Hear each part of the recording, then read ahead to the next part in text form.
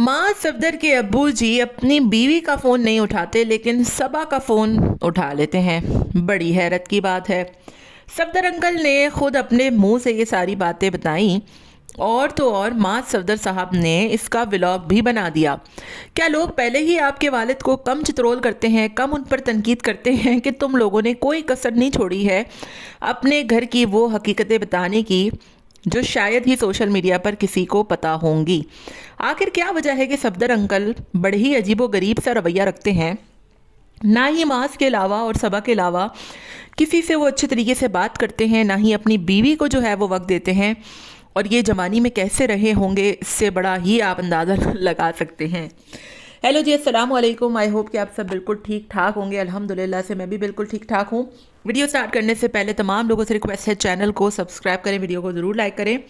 Audience की demand पर हम वीडियो बनाते हैं और कल से मुझे इतने कमेंट्स आए कि सफदर अंकल जो है वो मास की वीडियो देखें, उसमें सबा का फ़ोन उठा रहे लेकिन आंटी जी का फ़ोन नहीं उठा रहे और आंटी जी ये सारी बातें वीडियो में बता रही हैं।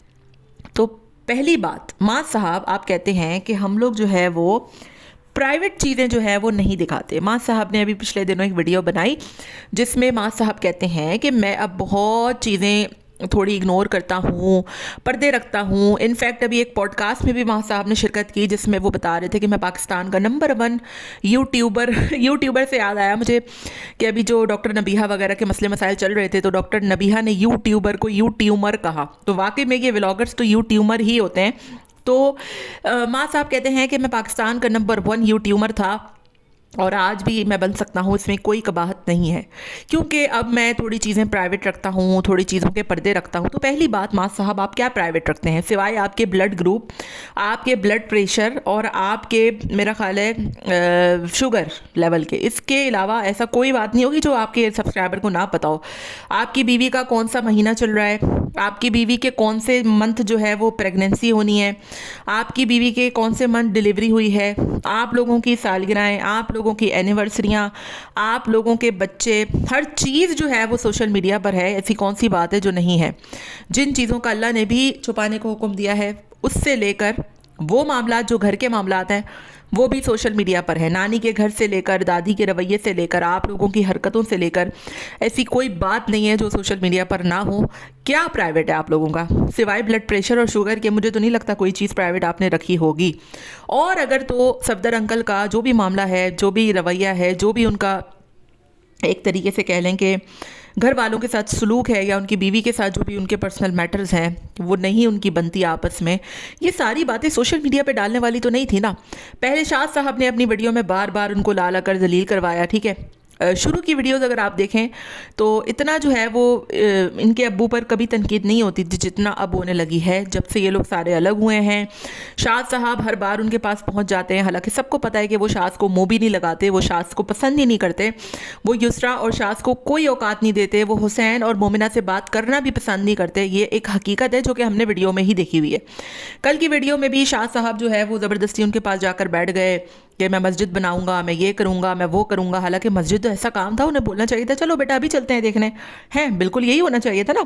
वैसे तो उन्हें कहीं जाना हो, सबा के बच्चों को देखना हो या सबा का कोई काम हो या फिर माँ साहब की कोई बात हो या माँ साहब बोलते हैं बिरयानी खाने जाना है तो वो फ़ौरन पहुँच जाते हैं। रात के 2 बजे भी वो कौन था, वो सिद्दीकी बॉस के यहाँ हलीम खाने पहुँच जाते हैं। लेकिन एक नेक काम करने में जिसका बेटा आपको इतनी इज्जत दे रहा है, इतनी आपको जो है वो अहमियत दे रहा है कि चलें अब्बू जी मैं आपके बगैर कुछ नहीं कर सकता, उस पर आपने ऐसा मुंह बसोड़ा कि कमेंट पढ़ें कल जाकर आप वीडियोस में, हम कुछ गलत कह रहे हो तो उसमें इतने गंदे कमेंट्स आए हुए थे कि यार अजीब है सफदर अंकल भाई, उनका रवैया ही बिल्कुल अलग होता है आपके साथ, ऐसे नहीं करना चाहिए था उनको। तो ये पर्सनल मैटर होते हैं भाई। जब आपको पता है कि वो एक औलाद को पसंद नहीं करते, एक औलाद को पसंद करते हैं, ऐसा बहुत से घरों में होता है, मैंने अक्सर देखा है, मेरे पर्सनल एक्सपीरियंस है इन चीज़ के कि होते हैं माँ बाप ऐसे जो एक बच्चे को सर पे बिठाते हैं और एक को जूती की नोक पे रखते हैं। लेकिन क्या है भाई, अल्लाह ताला के आगे सब्र करते हैं। ये प्राइवेट चीज़ें होती हैं, सोशल मीडिया पे ये चीज़ें डिस्कस करने वाली नहीं होती हैं, लेकिन लोग कर रहे हैं। लोग क्या आप कर रहे हैं। फिर उसके बाद आंटी जी जो है वो वीडियो में आके बता रही हैं देखो मैं तुम्हारे अब्बे को कॉल मिला रही हूँ, वो मेरा फ़ोन ही नहीं उठाएंगे। और वो कॉल कर करके लिटरली मिला भी रही हैं, उन्होंने 2-3 दफ़ा मिलाया, उन्होंने नहीं उठाया फ़ोन। अगले ही लम्हे मैडम सबा पहुंचती हैं, नादिल हो जाती हैं और कहती हैं कि मैंने तो अब्बा को कॉल की थी, उन्होंने उठा ली। मतलब व्हाट इज़ दिस नॉनसेंस। उस पे मैं काफ़ी दिन से मैं इग्नोर कर रही थी, मुझे बहुत वाहियात किस्म के कमेंट्स भी आ रहे थे। हालांकि ससुर का जो होता है ससुर महरम होता है, ठीक है।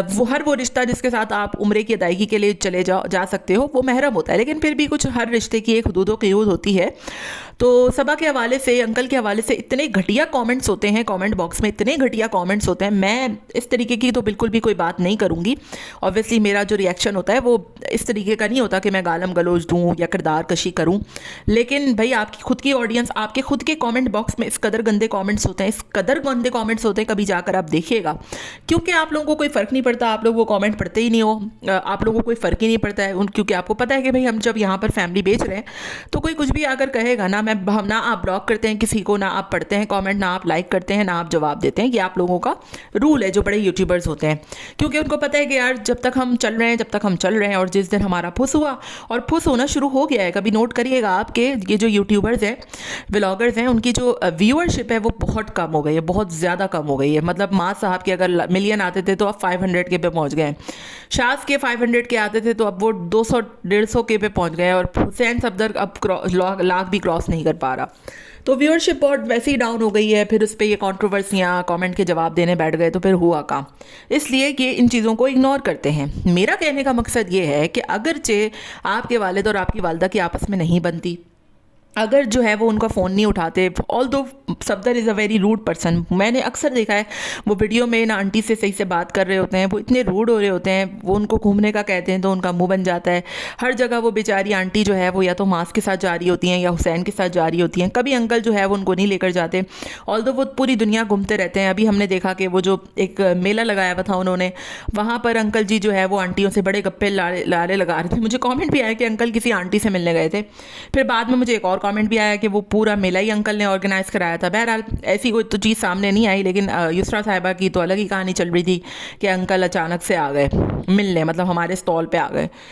हाँ, बहरहाल लोगों को पता था कि वो जो मेला लगाया है वो सफदर अंकल ने लगाया है, और सफदर अंकल वहाँ पर हमने देखा भी कि ख़वातीन से बड़े हंस हंस के बातें कर रहे थे, ऑल्दो कि वो अपनी बीवी का फ़ोन ही नहीं उठाते। मतलब ये तो बड़ी ही अजीब सी बात है भाई कि कभी आपकी बीवी को कोई इमरजेंसी हो, कोई कुछ चीज़ उनको मंगानी हो, क्या ये रिलेशन है आप लोगों की, ये अंडरस्टैंडिंग है? और बच्चे बिल्कुल ही जो है वो समझ लें कि एक तरीके से जोरू के ग़ुलाम बने हुए हैं, वो तो चिल्ले तक काम पे भी नहीं जा रहे। मतलब बिल्कुल उनके तो स्टैंडर्ड ही बिल्कुल अलग हैं, और बाप जो है वो बिल्कुल ही अलग है। बाप बहुओं को ज्ञान दे रहा है कि तुम लोगों ने अपनी माँ के घर नहीं जाना, और जबकि बीवी को कह रहा है कि तुम अपने बच्चों के साथ घूमो। अजीबो गरीब हरकतें हैं, अजीब स्टैंडर्ड है। फिर सबा मोहतरमा खुद आके अपने मुंह से बता रही हैं कि आपकी फ़ोन नहीं उठाया, मेरा तो उठा लिया। मतलब जब लोग ऑलरेडी इतनी तनकीद कर रहे हैं कि आप लोगों को कि अंकल सबा से कुछ ज़्यादा ही जो है वो फ्री होते हैं, अंकल सबा से कुछ ज़्यादा ही बातें करते हैं, अंकल सबा को कुछ ज़्यादा ही रिस्पेक्ट देते हैं, अंकल सबा को कुछ ज़्यादा ही सर पे बिठाते हैं, मोमिना और यूसरा से तो वो बात नहीं करते, वो भी बहू हैं उनकी।